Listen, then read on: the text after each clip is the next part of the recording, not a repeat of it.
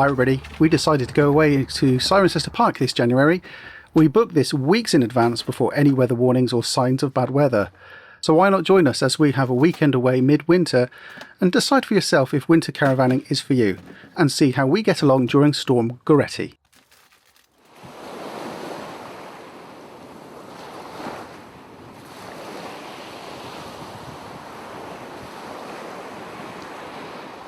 This caravan hasn't moved since it was returned back from France last year, so I actually came up yesterday and checked the tyre pressures, the wheel torques, cleared the caravan out so it was ready to tow.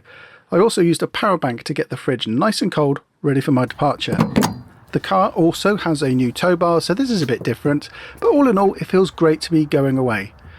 Now one thing we're going to say here is, I can't say whether getting a caravan ready to tow is a skill, or if it's one that can be easily forgotten and lost. All I do know is that I had to remind myself what to do and in which order to do it.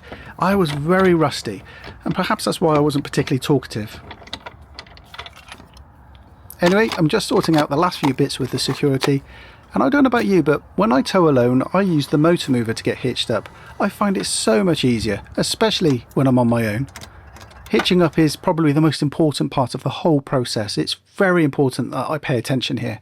So I do take my time. I make sure that I'm connected properly by completing a wind back test, and I have a quick check of all the lockers, the flaps and the lights of the caravan before I head off.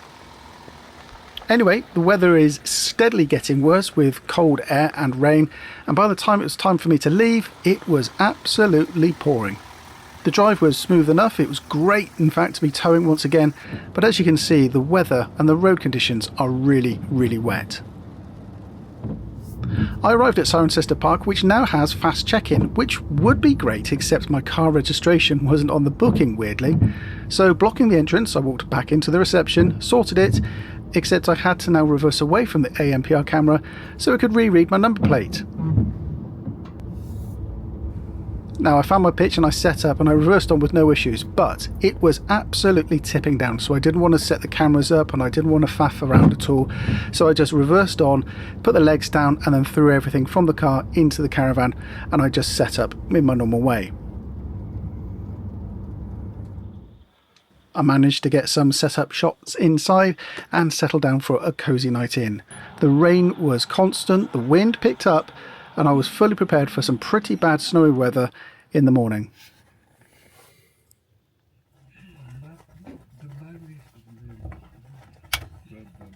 Well, good morning. Hope you're okay. How did we survive last night in Storm Goretti? I'll show you the extent of the damage out there at the moment, and I want you to bear in mind that we're in a yellow weather warning and we're on the fringes of an amber weather warning as well. So just bear that in mind when I show you the extent of the ferocity of the storm from last night.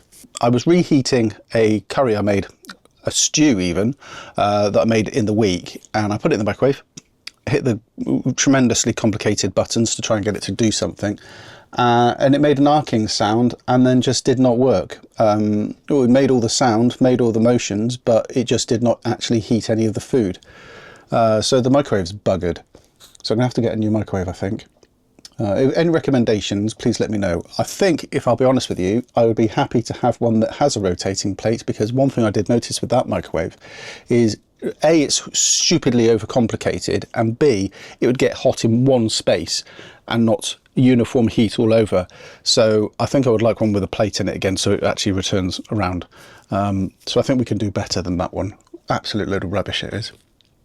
Anyway, I'm going to finish my breakfast, get showered, get washed up and set up, and then head on out for the day. And what we're going to do today, well, we're going to do something really exciting. We're going home to pick up Angela, to bring her back, to then set up ready for tonight, and our friends will arrive later on as well.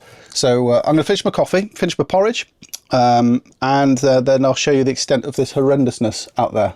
It just looks awful out there. I don't know how I'm going to get off the campsite. If you're of a nervous disposition, maybe tune away now. Yeah, there we are. That's the extent of Storm Goretti here in Gloucestershire. Oh dear.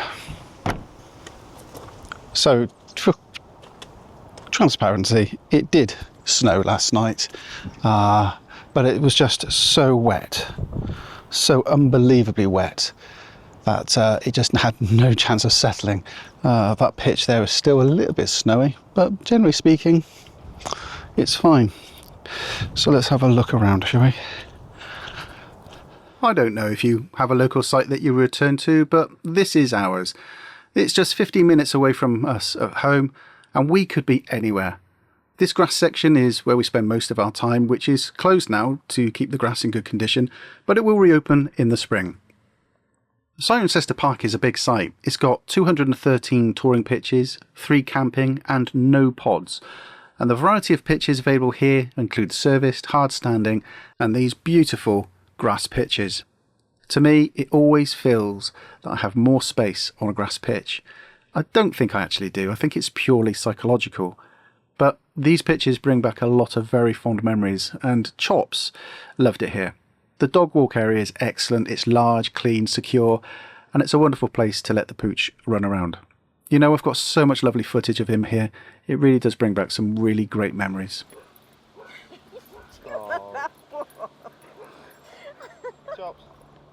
You know, the intro to our early videos was filmed here. This is the place. I towed the Luna with the X5 around the block about 4 times with cameras in different places to get different shots. And interestingly, I got told off for not stopping at the stop sign. Yeah, that was completely my mistake. Sorry. This is one of 2 facilities blocks. This one is closed up until the grass pitches are open again. But you've got showers, washing up area, laundry and a service point to deal with the services, including the loo. Now down here in the open section of the site is another place filled with questionable memories. This is where Chloe broke her wrist falling from her skates. That was a fun weekend. Anyway, as you can see, these pitches are all hard standing, and you may be able to pick out how big the pitches really are. And that's why a few years ago, these were affectionately called the Millionaire's Row, because this section of pitches were new, they were wider than any other pitch on site. However, since the site has been updated and revamped, newer pitches have also been wider too. So here's the second facilities block. Again, has everything that you need. The service pitches here start and follow around to the next row, where I'm pitched up at the moment. And these multi-service pitches are here too, including this one, pitch 99, our very first stay with the Ridgeway all those years ago. In fact, talking of first-time pitches, pitch 71 was our very, very first time away in the Luna back in 2014. Anyway, my morning walk is now complete. It's a lovely day. I need to crack on with some tidying up, washing up and have a shower and then pick up Angela. And for the rest of the day, it's the camera off, it's downtime and some much needed R&R. So I'll see you in the morning. For us, this scene is why we love caravanning in the winter. Outside it's cold, it's crisp, the air is refreshing to breathe. Yet inside it's cosy, it's warm and really relaxing. For dinner tonight, I'm preparing the slow cooker for a casserole of beef, onions and carrots.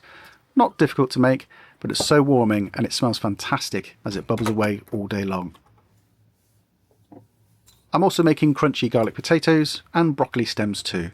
There's going to be 4 of us eating this tonight after a day in the town and a rosy-cheeked walk in the summer sun.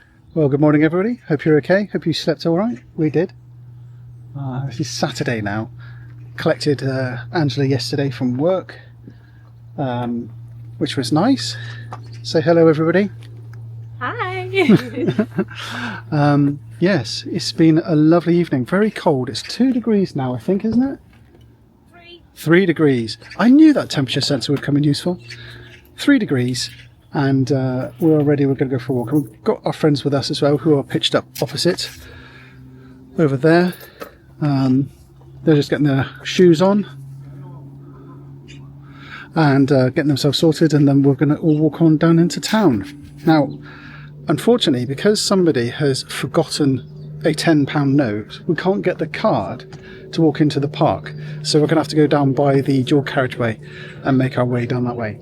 Get the snippets down. There's my shit. Oh God.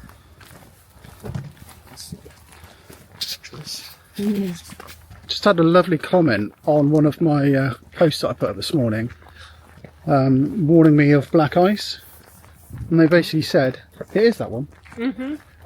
They basically said, careful out there Mr. T, don't need a broken hip at your age. I thought that was how rude. Cheers, David. Thanks for that. Our day out sees us walking around, visiting shops, browsing the market and the craft fair. My favourite deli shop has some wonderful cured meats and cheeses right now, but we're not buying anything, as Christmas had our fridge full of nibbles and we can do without those at the moment. However, a visit to the White Company is always worthwhile. Explain to the ladies and gentlemen, boys and girls, how I smell now. And keep it PC. I would say you kind of would be how people describe posh whiskey now. Complex, fully bodied, vanillas, sea salt. Over the top. Yeah. With hints of bath water. Yeah. Maple syrup. How would you explain I smell now, as soon as everybody's sprayed all the testers on me? A bit less pooey than before. The afternoon sees us walking back to the caravan where I have a crafty nap, Angela finishes a book, and I also serve up dinner that evening, which goes down really well. Comforting warm food after a day outside with people I care about and people I love, some great company, wonderful jokes, and a good time had by all. You know, winter caravanning is so much fun. Arguably, I'd say I probably enjoy it more than summertime touring. It's just a great experience, it's a great excuse to get out and about, and it just reconnects us with the great outdoors. So that was our weekend in Cirencester. I hope you enjoyed this video. It was very chilled, it was very laid back, and you probably can tell that this video is very much a different style for what I usually create, but I hope you enjoyed it nonetheless. Anyway, thanks for watching everybody, take care, and we'll see you in the next upload. Thanks for watching everybody, bye bye.